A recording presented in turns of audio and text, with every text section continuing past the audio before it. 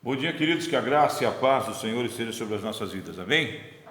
Sejam bem-vindos e que possamos aqui ter um momento de louvor, de adoração, de entrega das nossas primícias, do nosso coração diante do nosso Deus, exaltado e glorificado seja Ele. E eu quero convidar você a abrir a tua Bíblia já de início mesmo, no Salmo de número 106, quando eu quero ler com vocês 8 versículos de maneira alternada. O pastor lerá os versículos ímpares e vocês os pares. Salmo de número 106.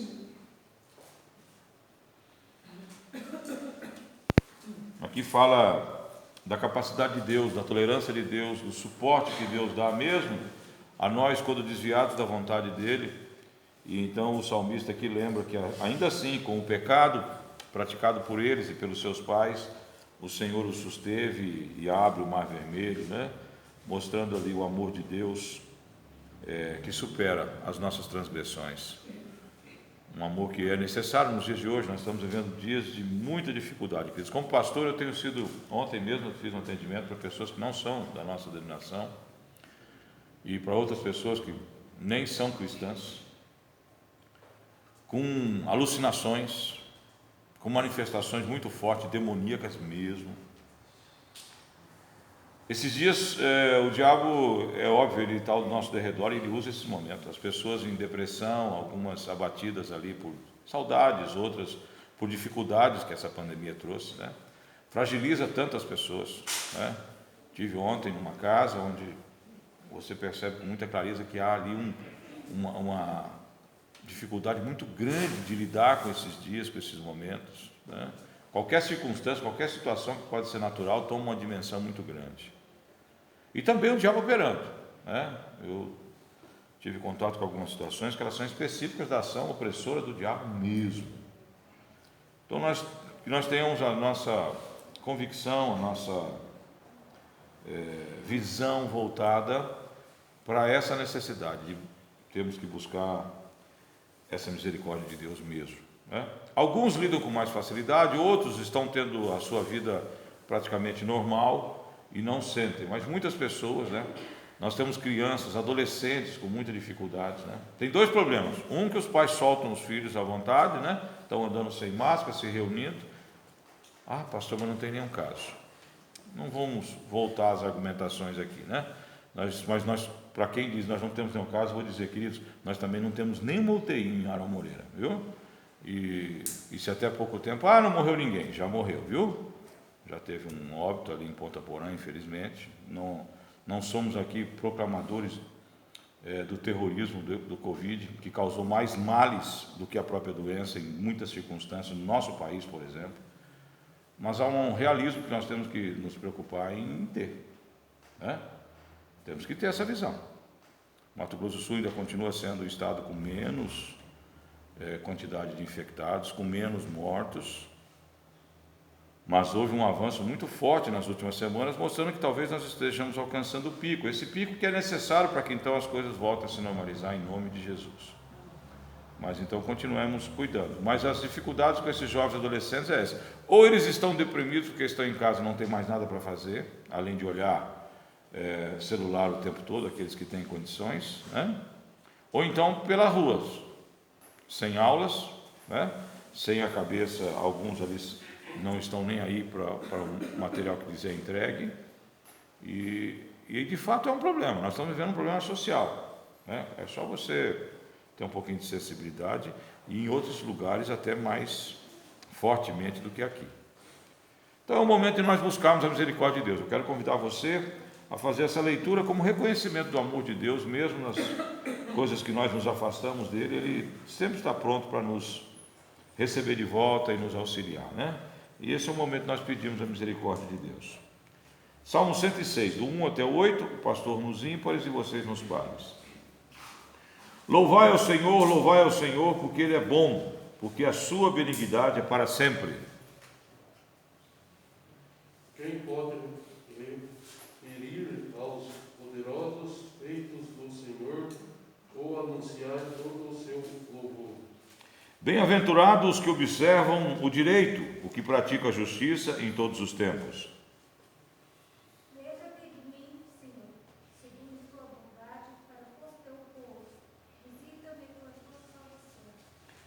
para que eu veja o bem dos seus escolhidos, para que eu me alegre com a alegria do teu povo, para que me regozije com a tua herança. Pecamos como nossos pais, cometemos iniquidade e procedemos mal. Nossos pais não atentaram para as tuas maravilhas no Egito, não se lembraram das multidões das tuas misericórdias, antes foram rebeldes junto ao mar, sim, o mar vermelho.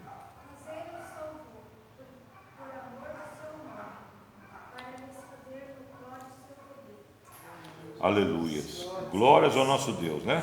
Já na chegada do Mar Vermelho já houve rebelião, já houve visões, já houve interpretações de que aquela situação que Deus conduzia já não era melhor para eles, né? Ali no Mar Vermelho já começa um histórico de rebelião dentro do povo de Israel, e é uma marca que por vezes nós também andamos nelas. Que o amor de Deus, a graça de Deus, a misericórdia de Deus nos alcance, queridos, e nós possamos reconhecer isso e ao mesmo tempo vermos e ouvirmos e sentirmos a mão de Deus nos sustentando. A Ele toda a honra, a Ele toda a glória. Não são momentos como esse que hão de nos separar dessa glória, nem dessa paz. Não foi a escravidão no Egito, não foi a fuga no Êxodo que trouxe uma cisão àquele povo. O que nos separa de Deus são as nossas rebeliões, as nossas dificuldades. Deus, Ele nos acompanha e nos sustenta e nos suporta, e que você possa ser visitado por essa verdade, em nome de Jesus. Vamos colocar em pé, queridos, nós vamos estar orando, invocando a presença de Deus nesse momento. Pai amado, eu quero colocar diante do Senhor o nosso culto, colocar diante do Senhor o nosso desejo de Te louvar e de Te adorar. Preside, ó Deus, esse culto, mantenha-se sobre nós nessa manhã, Deus. Que o Teu amor, o Teu poder, a Tua graça, a Tua misericórdia, ó Deus, permita que nós possamos então estar contigo, ouvindo a Tua palavra, ouvindo aquilo que o Senhor tem sobre nós, Pai. Pai querido, nós estamos aqui também com o desejo de partilhar logo mais a ceia. Prepara os nossos corações, as nossas mentes, ó Deus, para esse momento importante, e também os nossos irmãos, que não estando aqui, ó Deus, estarão participando desse momento nas suas casas, se assim o desejarem. Fica conosco, Pai, nós precisamos do Senhor. Nós viemos aqui para Te cultuar, nós viemos aqui para Te louvar, para Te exaltar e Te bendizer. Fala conosco, ouve os nossos louvores, Pai. Nós precisamos sentir a Tua presença, nós precisamos sentir, ó Deus, a Tua alegria. Fica sobre nós. Nós clamamos no nome de Jesus. Amém. Amém. Podem sentar, queridos. Nós temos alguns avisos ali simples, né, que não há atividade na nossa igreja por enquanto.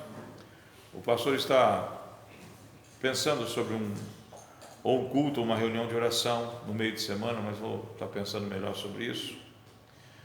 Então, a nossa leitura do grupo, aquele grupo que está fortalecido ali na leitura da palavra de Deus, acho que nós estamos caminhando para o fim do Velho Testamento, né? Eu vou fazer um acompanhamento essa semana, que eu não tenho feito faz vários dias, para ver que pé que está, né? Mais ou menos, né? Mas eu imagino que alguns já até terminaram, imagino eu. Nossa campanha de oração, os motivos são publicados ali antes de ontem, acho que eu republiquei novos motivos. Então, que nós estejamos orando, querido, buscando mesmo, nesses 20 minutos, pelo menos, né? Colocar o nosso país, a nossa igreja, nossas vidas na presença do Senhor. Estamos ainda sem os nossos equipamentos de som, que não ficaram prontos. E eu faço uma pergunta: vocês estão lendo algum livro durante essa reclusão, né, involuntária nossa? Eu li vários, queridos. Esse aqui, inclusive, você vai ouvir a mensagem hoje, que eu tirei desse livro, né? É um livro espetacular que, inclusive, me levou a decidir por fazer um curso de liderança, que eu não sei ainda se eu vou esperar terminar a pandemia ou nós vamos começar a fazer ele de maneira virtual. Mas nossos líderes vão ter contato com as mensagens que o Espírito Santo colocou aqui sobre a vida desses dois homens, filho e pai, que escreveram um livro espetacular.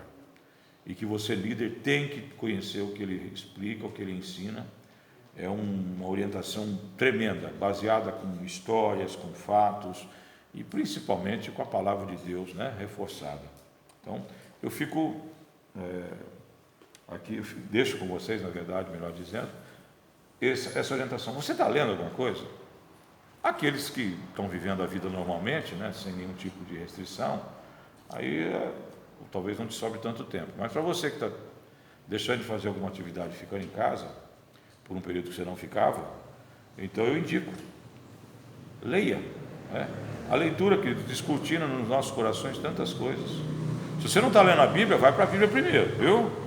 Mas se você já está lendo a Bíblia, leia livros também que falem das coisas do Senhor, porque nos ajudam muito, clareiam muito. Nós vamos estar pensando aqui um assunto que eu já tinha lido esse texto e já até preguei sobre ele, mas nunca com essa visão, com o foco que eu vou repartir com vocês logo mais, o que o livro me permitiu enxergar e ver como era importante encontrar essa revelação naquela palavra.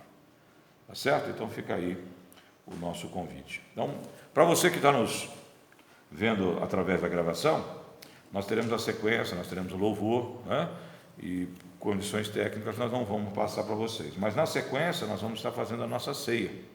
Se você quiser participar aí, então o que você faz? Prepara o suco ou o vinho, e um pedaço de pão com a sua família, com quem vai participar, se tiver interesse, se tiver o desejo. O pastor já anunciou isso antes da publicação do filme, mas você vai ter a oportunidade de participar também conosco, Aqueles irmãos que estão aqui vão participar, e você pode fazer isso na sua casa também, tá bom? Então, nós vamos estar louvando e glorificando a Deus agora. Muito bem, queridos, eu quero convidar você a fazer uma leitura lá no Evangelho de João, e do verso 14, do capítulo 14 do Evangelho de João, no momento em que a ceia que nós celebramos aqui, ela está sendo realizada. Aqui é a narrativa dessa ceia, a última ceia do Senhor. E eu quero ler com vocês aqui 2 ou 3 versículos que trazem naquela ceia um dos tantos conceitos que Jesus trouxe, mas que é muito importante para que eu e você tenhamos a compreensão do significado daquilo que nós estamos fazendo aqui agora. Nós podemos ver ali a humildade dele lavando os pés dos seus discípulos, nós podemos ver o amor dele orando por nós e pedindo: Pai, eu não lhe peço que tire do mundo, mas que os livre do mal. Nós podemos ver muitas coisas. Jesus avisando da chegada do Espírito Santo como Consolador, que viria substituí-lo aqui na terra.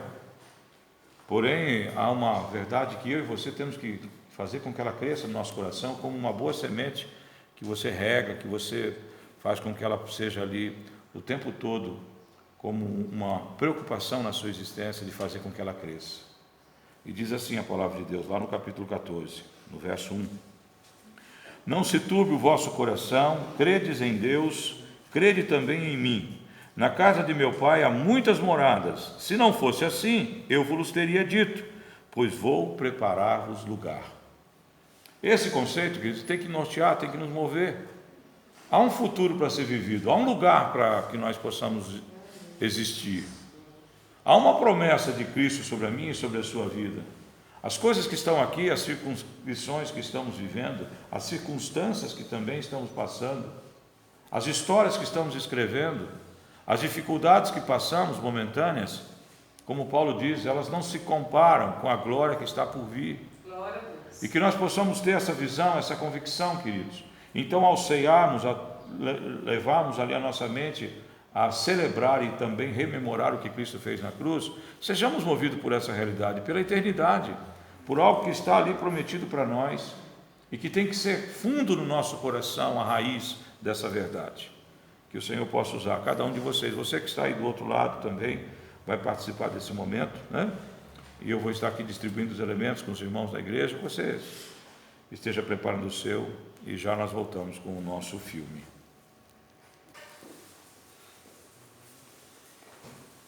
Os irmãos que estão terminando de servir-se, então, podem abrir o pacotinho e retirar ali o pão, E o cálice vocês aguardem que nós vamos estar preenchendo na sequência. Para você que está na sua casa, então nós vamos fazer a mesma sequência que a ceia do Senhor apresenta. Então, quando ele partiu o pão, ele disse: olha, esse pão ele representa o meu corpo que é dado por vós. Naquela ceia, Jesus propõe uma nova aliança, que é confirmada pelo sangue e que nós representamos com o vinho. Mas o pão também mostrava ali todo o sacrifício, a entrega e o amor de Deus manifestado em abrir mão de toda a sua glória, encarnar-se com todas as condições que nós temos e passar por um momento cruel como ele passou, passar por um momento de humilhação, de indignação, de violência, de dor, mas principalmente da questão que envolveu o pecado que foi jogado sobre ele, algo que ele não conhecia, algo que por ser puro, imaculado, lhe permitiu subir naquela cruz, mas também ao mesmo tempo lhe permitiu sentir as agruras do pecado que ninguém jamais sentiu, porque ele recebeu sobre ele o pecado de todas as pessoas. Se você se martiriza, se você se incomoda talvez com uma palavra dura que você disse para sua mãe ou para o seu pai, ou uma repreensão que você recebeu, ou por uma atitude que você entendeu que não foi tão justa, e você se amargura com isso, o que dirá você receber sobre si todo o peso do pecado humano? É esse momento que o Senhor se afasta do próprio Pai. Então, que nós ao sorvermos, ao comermos esse pão, nós possamos então compreender que Deus se entregou por nós de uma maneira material, sacrificial, e que se não for assim, nós não teríamos a redenção e a salvação. Aquela obra não foi metafórica, aquela obra não foi ali uma alegoria, aquilo não foi uma encenação, aquilo não representa apenas um símbolo, aquilo aconteceu realmente, aquilo foi verdadeiro. A carne do meu e do seu Salvador foi perfurada, o sangue dele foi derramado, as dores lancinantes que ele sentiu foram verdadeiras. Não são retóricas, não são anúncios, são realizações. Então que você possa compreender isso, né? E que todos então possamos nesse momento nos servir e comer o pão, lembrando da obra de Cristo.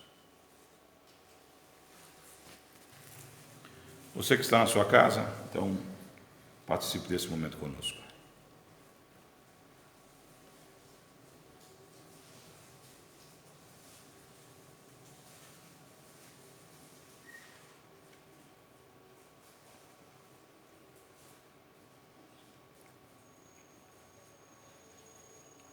Pai, nenhum de nós poderia ter subido naquela cruz. Nenhum corpo, por mais próximo da tua vontade que tenha havido nessa terra, poderia cumprir aquela missão. Então nós te louvamos, te glorificamos e te agradecemos, ó Deus, pelo sacrifício verdadeiro e real que o Senhor fez naquela cruz. Muito obrigado, Jesus. Muito obrigado, Senhor, eterno Rei e Salvador. Nossas vidas se derramam diante da tua presença agora e te dizemos com toda a força do nosso coração: bendito é o Senhor pelo amor naquela cruz. No teu nome, amém. Muito bem, queridos, da mesma forma, naquela noite, quando Jesus foi ali traído, todo o capítulo 13, 14, 15 conta essa história no Evangelho de João, mas também fala desse amor na renovação de uma nova aliança proposta por Cristo. Então, quando ele partilha ali o cálice, que deveria ser tomado aquela noite, talvez de 4 a 5 vezes, eles rodearam aquela mesa, como era costume na ceia de Páscoa. Talvez entre a 4ª e a 5ª vez, o Senhor disse: esse cálice, esse vinho, ele representa o meu sangue, que eu darei por vós.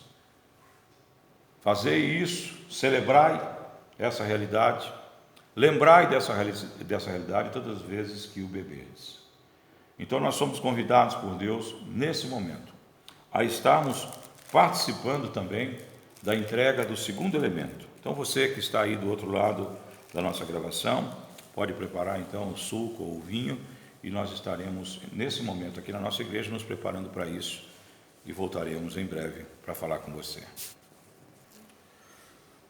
Aos nossos irmãos que estão nos assistindo agora também, né? Se você já preparou o seu vinho, então, com o coração consciente do que significado desse momento, em que a tua mente tem que se reportar ao sangue que Cristo derramou, sangue precioso que trouxe a você a liberdade de uma vida nova e principalmente de crer nas palavras dos versos 1 e 2 do capítulo 14 de João, que ele foi nos preparar um lugar, né? E diante desse conceito, então, vamos beber.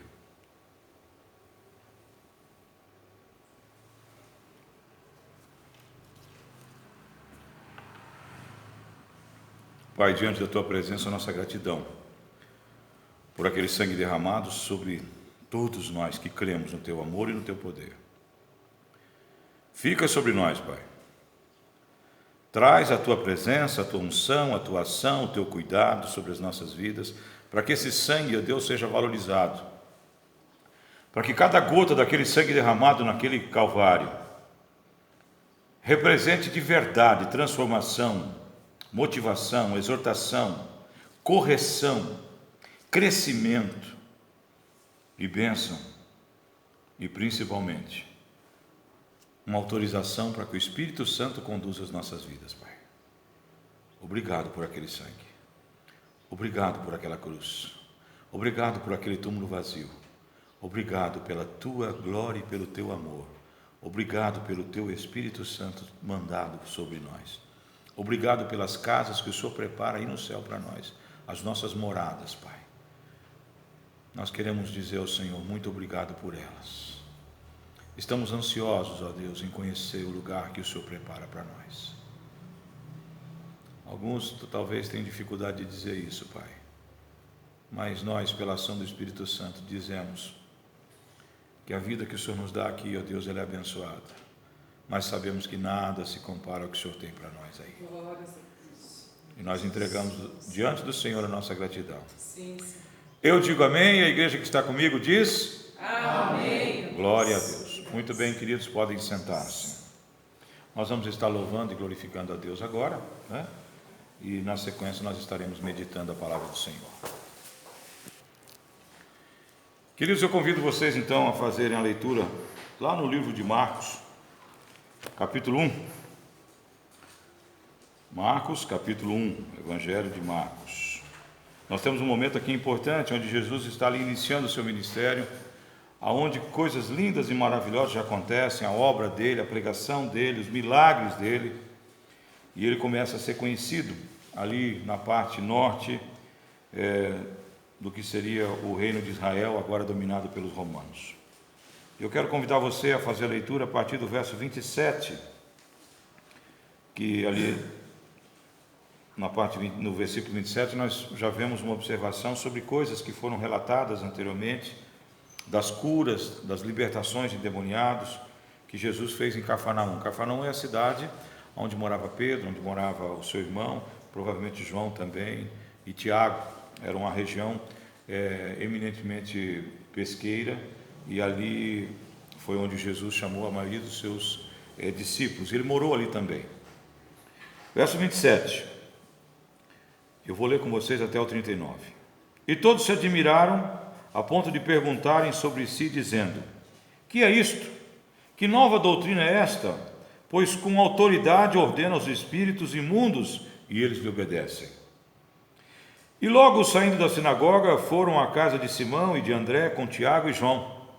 E a sogra de Simão estava deitada com febre, e logo lhe falaram dela. Então, chegando a ela, tomou-a pela mão, levantou-a, e a febre a deixou, e servia-os.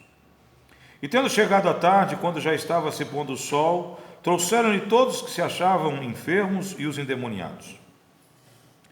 Toda a cidade se juntou à porta, curou muitos que se achavam enfermos de diversas enfermidades e expulsou muitos demônios, porém não deixava falar os demônios, porque os conheciam. E levantando-se de manhã, muito cedo, quando ainda estava escuro, saiu e foi para um lugar deserto e ali orava. Repito, e levantando-se de manhã muito cedo, estava ainda escuro, saiu e foi para um lugar deserto e ali orava. E seguiram-no Simão e os que com ele estavam, e achando-lhe disseram: todos te buscam. E ele lhes disse: vamos às aldeias vizinhas, para que eu ali também pregue, porque para isso vim. E pregava nas sinagogas deles, por toda a Galileia, e expulsava os demônios. Pai, a Tua palavra, ela é perfeita, ela é viva e ela é eficaz. Para o que ela funcionou naquele dia, pela boca do Teu Filho, nós invocamos que ela funcione hoje, para a honra e glória do Teu nome e edificação das nossas vidas. Fala conosco, Pai, em nome de Jesus. Amém. Queridos, nós vemos aqui um momento interessante, um momento que nos leva a refletir muitas coisas. As pessoas estavam sendo impactadas ali. Era um início promissor daquele evangelho. Jesus estava ali curando, pregando, ministrando, ensinando as pessoas, e elas então prestavam atenção no que ele fazia. Obviamente, a maioria delas interessada apenas nas coisas que ele podia oferecer, e menos naquelas que ele falava, que eram muito mais importantes. Alguém que enfermo ser curado é bom, mas um pecador sendo restaurado é muito melhor. Mas as pessoas assim, com aquelas situações, o próprio Jesus nos ensina, Paulo mostra que o Evangelho teve que ser pregado dessa maneira, principalmente nos primórdios ali, para que as pessoas prestassem atenção. Mas algumas situações, algumas perguntas aqui que eu quero pensar com você. Lendo esse texto, eu quero perguntar para você, como você enxerga pessoas que elas não andam segundo as circunstâncias? Elas não vão para os caminhos onde as pessoas imaginam que elas vão. Por que algumas pessoas são assim? Nesse caso, Jesus foi assim. Pessoas que não se empolgam com o sucesso. Pessoas que às vezes tomam decisões e ações que aparentemente elas querem se desvencilhar do reconhecimento do sucesso. Por que essas pessoas têm essa atitude? E eu quero falar com você, principalmente você que é líder. Você que tem compromissos, que um dia você se sentiu qualificado para servir a Deus. Eu quero que você pense nessas perguntas, que você raciocine. Nós estamos comemorando o dia do pastor. Eu mandei uma mensagem para a igreja, replicando o que eu fiz no programa de ontem, onde eu falo da responsabilidade de ser pastor. E eu reparto esse momento com vocês que são líderes e reparto com você que se diz cristão. As suas decisões, as suas ações, elas têm que estar pautadas por algo muito importante, e Jesus ensina aqui. Você tem feito isso? Então são esses questionamentos, queridos. Quem é que não perde o foco? Por mais que as coisas mudem, que as situações cheguem, com Covid ou sem Covid, o foco é o mesmo. A ideia é a mesma. As ações são as mesmas. Quem, por conta disso, então, alcança a verdade? E tem um sucesso verdadeiro, não aquele bonitinho de postagens de WhatsApp ou de Instagram. Não aquele sucesso meteórico, passageiro, ridículo às vezes. Mas aquele sucesso que se sustenta na alma. Jesus está nos ensinando aqui como podemos alcançar essa condição. Jesus está convidando a você a pensar sobre isso, a você parar de andar pelas circunstâncias, a você parar de andar pelos elogios, ensinando a mim e a você a parar de se empolgar com coisas que na verdade não são o seu projeto diante de Deus, não é aquilo que Deus trouxe para você. Muitas vidas se perdem nisso, queridos. Nós vemos inúmeros pastores que perderam totalmente o foco, que se desviaram quando o sucesso chegou. E aí você olha para a vida de Paulo. Paulo foi confrontado. Paulo não teve uma igreja com 1000 membros. Ele pregou o evangelho por onde ele foi, do jeito que tinha que ser pregado. Morreu sozinho, martirizado, mas cumpriu a carreira, guardou a fé, porque ele não andava por circunstâncias, ele tinha algo que o impulsionava, e esse é o segredo, é isso que eu quero aprender com vocês aqui hoje, nessa manhã. Esse livro, Liderança Espiritual, trabalha muito forte essa questão, tem sido muito bom para mim, vou repetir, nós vamos fazer um trabalho com os líderes com ele, não sei se dentro da pandemia ou se aguardamos um pouquinho, o Espírito Santo vai me mostrar. Mas precisamos compreender o significado. Por quê? Qual o motivo? Por que essas pessoas então alcançam aquilo que elas se propuseram a fazer na vida? Qual é o segredo? Primeira coisa, quando você vê a história aqui, o que você acompanha? Jesus chegou ali em Cafarnaum e bombou. Viralizou, não é isso? No Instagram ali da Galileia e no WhatsApp, você só ia dar Jesus. As troquinhas ali de mensagem e de videozinho dele expulsando o demônio, dele curando as pessoas, ia ser incrível. A pergunta é, qual era a lógica do momento? Ele estava ali alcançando as expectativas de todas as pessoas e outras tantas estavam atrás dele ali, queriam vê-lo ali também. Qualquer pastor que tivesse uma receptividade dessa, qualquer líder que tivesse uma receptividade dessa, ele falou: não, eu vou ficar por aqui, vou atender as minhas ovelhas, vou atender meu povo. Foi isso que Jesus fez? Ele falou: não, eu vou às outras aldeias. É uma lógica do momento que Jesus confronta e mostra ali que a decisão dele é totalmente diferente dessa lógica. Quantas decisões você tem tomado na tua vida pela lógica? Quantas escolhas nós temos feito pela lógica? Jesus mostra aqui que a lógica não é a resposta, queridos. Ela pode ser uma indução, ela pode ser uma condução, ela pode ser uma pista, mas para o cristão, para aquele que tem o Espírito Santo no coração, a lógica não é a única determinante. Mas o que é então, pastor? O que nos leva a esse momento? O que é que tem que definir as nossas decisões? O que tem que dizer para mim se eu vou mudar ou não vou mudar? O que tem que dizer que se eu vou continuar nessa igreja ou não vou continuar? O que tem que dizer se eu sou ali um profissional dessa área ou daquela outra área? O que eu vou fazer com relação aos meus filhos? Que maneira eu vou atingir ali a vida deles, abençoando eles? Como é que eu faço isso? Pela lógica? Pelas psicoterapias? Pela pedagogia?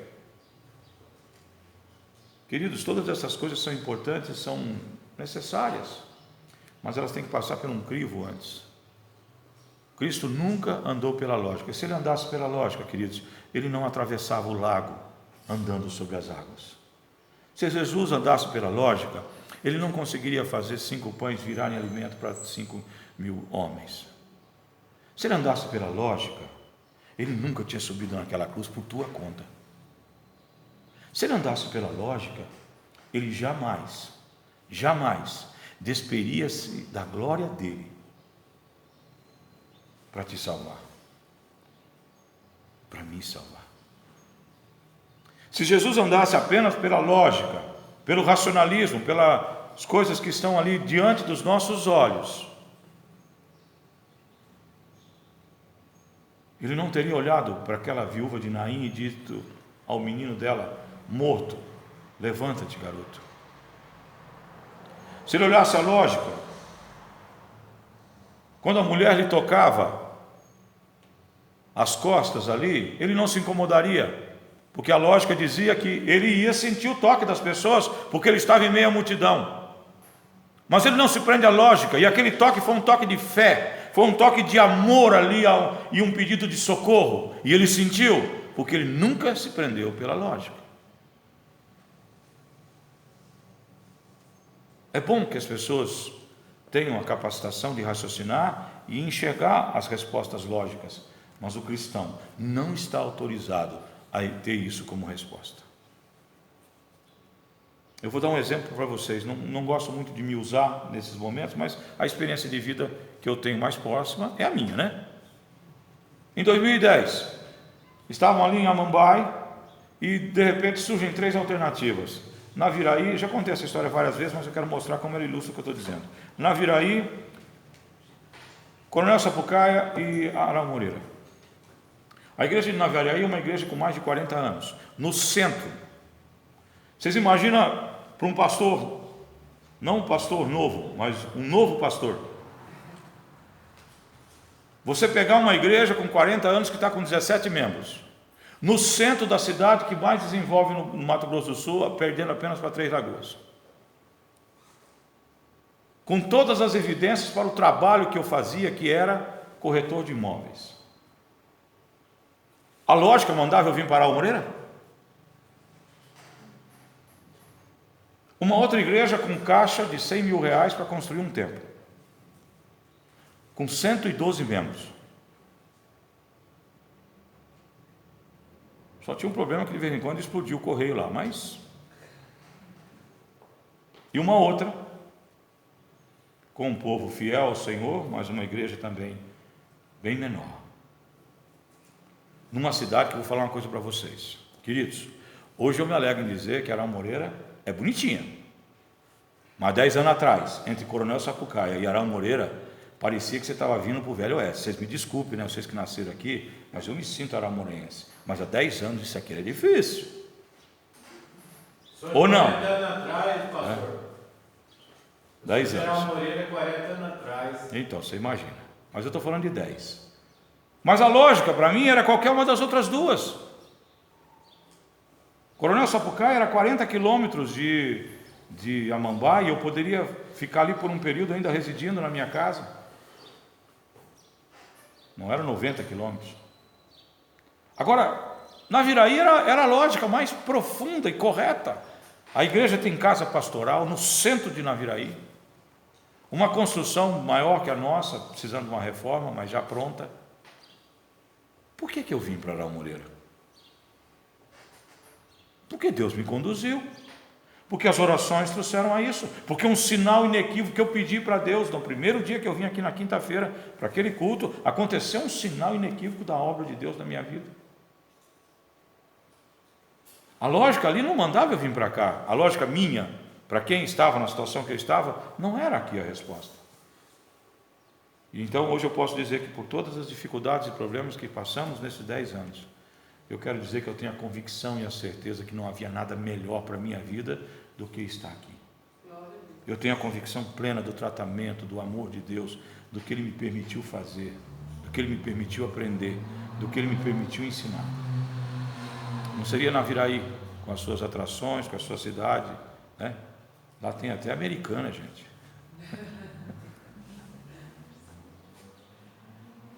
Não foi a lógica que me levou a assumir o meu primeiro pastoreio. Então, Jesus ensina. E por quê? A resposta nesse texto eu dei para vocês, e eu dei a dica. Qual versículo responde, queridos? O único que eu li 2 vezes. Leia aí, o versículo 35, todo mundo.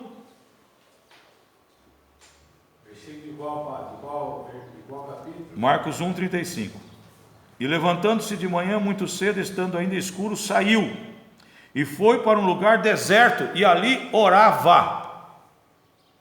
Aqui está centralizado, queridos, toda a questão que envolve a frustração que o Pedro chegou a experimentar. Jesus, onde é que onde você sumiu?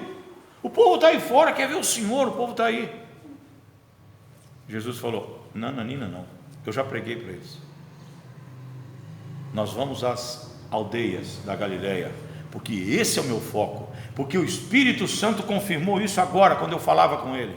Eu não estava ali aproveitando as glórias que foram levantadas sobre a minha vida ali não, sem compreender exatamente nem quem eu era direito. Eu não estou movido pelo sucesso momentâneo, eu não estou movido porque viralizou ali uma mensagem minha. Eu estou movido, eu estou direcionado pela obra do Espírito Santo. E eu orava, e eu quero perguntar, você ora? Você ora? Nós oramos o suficiente para buscar sentido na nossa vida? Porque o Filho de Deus, que tinha o Espírito de Deus, não abria mão de orar. Você ora antes de começar seu dia? Você ora antes de entrar na tua sala de aula? Você ora para ensinar seu filho? Você ora para pedir para Deus te dar sabedoria, avaliar as coisas que estão acontecendo ao redor da tua família, para você tomar posturas? Você ora pela conversão daqueles que você vive com eles, almoça com eles e não tem a Jesus? Você ora? Orar todos os dias da nossa vida. Você ora? Você busca essa presença de Deus? Jesus buscava. Então como que você vai abrir mão disso? Esse é um ponto, um momento. Eu tinha lido esse texto, eu já tinha até pregado talvez alguns outros conceitos, que tem muitas outras coisas para nós pensarmos aqui, mas quando eu me deparei com isso, que o Henry Blackberry aqui traz esse pensamento, traz essa informação, então eu me alegrei em ver o peso da oração na vida do Senhor, que é um conceito que eu prego o tempo todo. Jesus orava o tempo todo, todas as decisões dele eram baseadas em oração. Gente, eu faço essa pergunta como se eu estivesse olhando para o espelho. Qual é a tua autoridade para se dizer cristão e não orar? Jesus orou 40 Qual era a sua autoridade? Qual é o seu momento? Tá bom, agora você... Isso, amém. Mas olha, espera um pouquinho. Jesus orou 40 dias e 40 noites, depois Satanás foi tentar correr. Jesus aí. Tá bom. Nós temos que orar todos os dias. Sem dúvida, obrigado, irmão. Mas deixa eu te pedir uma coisa. Você deixa eu falar que aqui é uma pregação, não é uma reunião. Depois nós conversamos, tá bom? Deixa só que eu comento com a igreja e depois nós conversamos. Mas obrigado pela tua lembrança. Agora preste atenção, queridos. Nós estamos vivendo um momento em que a oração ela é fundamental, ela é necessária, ela é preciosa. Quanto de nós tem orado? Quanto?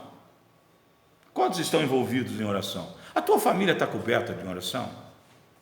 Então essas são as perguntas que esse texto faz e grita para mim, porque o Pedro e os outros discípulos correram para lá porque queriam que Jesus andasse pela circunstância, pela lógica, e ele disse: não, eu já fiz o que eu tinha que fazer nessa terra, eu não vim aqui angariar louros, não, angariar louvores humanos, eu vim aqui pregar a palavra do Senhor, eu vim aqui trazer o arrependimento para essas pessoas, e então eu vou para outros lugares, porque esse é meu foco, o meu tempo é curto, meninos, eu não tenho tempo para vanglórias. E sabe, às vezes nós pensamos que os nossos queridos vão viver eternamente. Então não fazemos campanha de oração sobre eles. Não fazemos jejum sobre eles. E olhamos para as rugas que vêm no nosso pai, na nossa mãe, nos nossos irmãos. Isso apenas constatamos, estão ficando velhos, né? Porque se olharmos no espelho também chegaremos à mesma conclusão. E isso não nos afeta a ponto de fazer-nos orar por eles todos os dias. Queridos, George Miller, eu já contei várias histórias dele. Ele colocou o nome de 5 pessoas para orar, vidas de filhos, de amigos dele, ou então de pessoas que ele conhecia, e ele orou por essas vidas 36 anos. Você está orando há mais de 30 anos pela tua família? Você que já é cristão há 30 anos? Há mais de 20? Porque por 36 anos ele orou por aqueles homens. Com 6 meses um estava convertido. Com 18 meses estava o segundo convertido. Com 6 anos estava o terceiro convertido. E os dois, um deles se converteu meses antes da morte de George Miller. E o outro só depois da morte dele. Mas durante 36 anos ele clamou por aquelas vidas todos os dias. Ele tem um caderno com as orações dele, são 50.000 orações respondidas por Deus, que ele escreveu. Ele anotava todo dia o que ele orava. E quando Deus atendia, ele anotava. Você tem orado pela tua família? Ou as circunstâncias dizem: ah não, esse não quer saber. Ei, já gastei meu latim. Gastou o teu latim? Posso falar uma coisa para você? O teu latim, o teu português bem falado, os teus argumentos não vão levar ninguém a Cristo. O que vai levar é o Espírito Santo movendo a tua vida e fazendo você orar por eles. Por quê? Por que Jesus contrariava? Porque ele tinha um norte, ele tinha um ponto de apoio, que era o Espírito Santo, e ele tinha uma missão. Queridos, Filipenses 1,6, a palavra de Deus em Filipenses 1,6 faz que aquele que começou a boa obra há de terminar. Quem é que faz a obra, queridos? Quem é que faz a obra? Deus. E essa obra é de todos os sentidos, não é só do Evangelho, é da tua existência. Você é uma obra do Senhor. Então por que você abre mão de orar? Se é Ele que começou e é Ele que vai terminar, como é que você tem a análise da tua vida, achando que você pode resolver essas questões, que o teu conhecimento teórico da Bíblia pode trazer sobre as tuas dificuldades a solução? A solução vem de Deus. Só que não sejam preguiçosos e joguem para... Não, Deus resolve. Deus resolve se você orar e buscar, porque Ele é movido por oração. Quero só lembrar de uma coisinha, viu, queridos? Essa oraçãozinha que muitos de nós fazem: não, mas a minha mãe e meu pai vão se converter. Deus é misericordioso. Eu quero que você lembre só de uma coisa, viu? Moisés é chamado e fala: Moisés, sai daí, porque esse povo vai ser consumido agora pelo fogo. Vou destruir todo mundo. E de você eu vou começar uma nação nova para tirar o meu filho daí. E o que Deus responde? O que Deus é movido ali pela resposta de Moisés? Moisés intercedeu por aquele povo. Moisés clamou e disse: risca o meu nome do livro da vida, se é para que eles pereçam no deserto. Por que essa história está na Bíblia? Para mostrar que Deus volta atrás? Não, para Deus ensinar que é movido por oração, que é movido por amor, que é movido por preocupação com aqueles que estão do nosso lado. E então Moisés continua a obra dele com aquele povo. Mas um dia Israel poderia ter sido exterminado sem nascer, se não fosse a intercessão de Moisés, mostrando para mim e para você, que aqueles que estão na nossa família, que estão precisando da glória de Deus, você é chamado a intervir, a clamar. Não é você que vai convertê-los, não são só as ações, elas vão ajudar eles a entender que você tem um Deus. Mas o poder e o amor de Deus é movido pela oração, queridos. Foi assim com Moisés. Então, por que eu chamo a Deus para esse momento? Por que eu chamo a Deus para esse instante? Por que eu faço da oração algo importante? Por um motivo muito simples, queridos. Deus é que conhece todas as coisas. Ele sabe o amanhã. Como é que eu vou colocar um projeto de vida e abro mão de conversar com alguém que sabe o que vai acontecer amanhã? Como é que eu coloco uma carreira profissional, um cargo que eu vou exercer na mão de mim, que sou carnal e não sei o que vai acontecer daqui a um minuto? Eu tenho até dificuldade de pregar isso aí, porque eu lembro que o pastor, tem duas histórias, uma foi em Campo Grande, que o pastor falou exatamente esse conceito que eu falei aqui, caiu duro no púlpito, né? Ele não sabia que ele ia morrer naquele momento. Quem sabe? Nenhum de nós, e por que nós abrimos a mão disso?